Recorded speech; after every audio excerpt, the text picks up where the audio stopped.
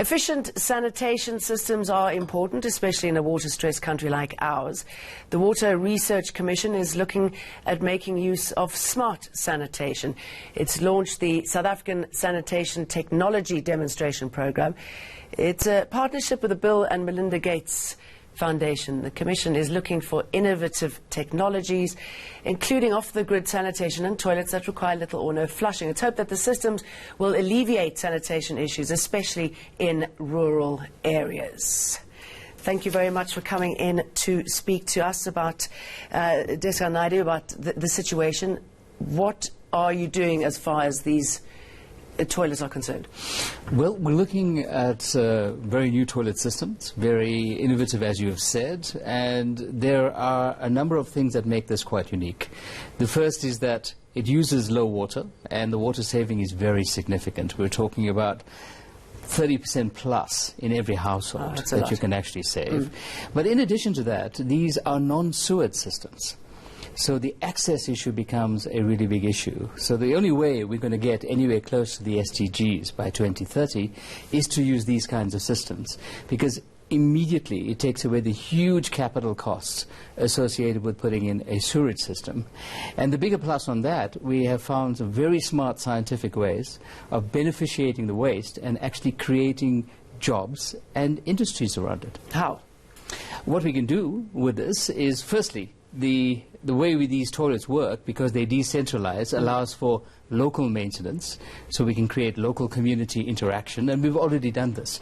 We have a wonderful experiment in the Eastern Cape, where we now have 20 companies that did not exist before, that are employing at least 3 people each, that are now maintaining the system.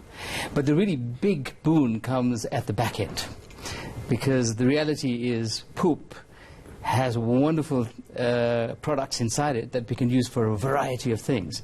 For energy, and we have different energy options, but we can also pull out from that various of the really important lipids and high-quality proteins. And what we're talking about here is the possibility of small-scale industries, but also very large-scale industries.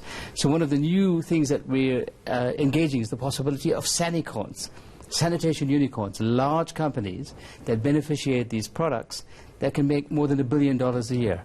And with the Gates Foundation, we're trying to start a global revolution around this. Certainly makes you look at your poop differently when you put it that way. Absolutely. How much it can actually feed back into the system. And, you know, other than this being sustainable, environmentally friendly, they are also safe. Absolutely. You know, the thing that makes this unique, and it's wonderful that the Gates folk have recognized the leadership of the South African research community in this regard to get us to lead this global initiative, is that you have an environmental justice component, as you said, because we're talking about lower energy solutions, and lower energy means lower carbon, so we're moving to the green economy. There's an element of social justice inside this, which is really fantastic, because local communities can get involved and empowered. And then there is this economic factor, but it's not the classical economic paradigm also. It is also the paradigm of an inclusive economy. So if you like, and to overuse the pun, it's got a unique triple bottom line. Well punned. I mean, it really sounds like an incredible project, and it's always lovely when people benefit from something that is a basic human right as well, isn't it? What else is on the agenda and the cards? What are you looking to roll out next, which will help in this area?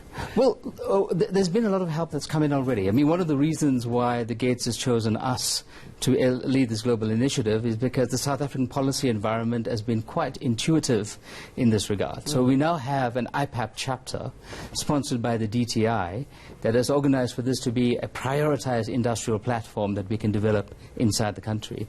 The second part of this is we want to have a big rollout into Africa. So apart from the South African leadership, we have a continental leadership opportunity, and the African Development Bank has come into this. In fact, they've been the sponsors of the social franchising concept around the local maintenance of toilets, and now this is going to go throughout Africa. And of course, we're looking at a global market of more than 2.2 billion right now. There are 2.2 billion people who don't have access to decent sanitation services. So this is the immediate market.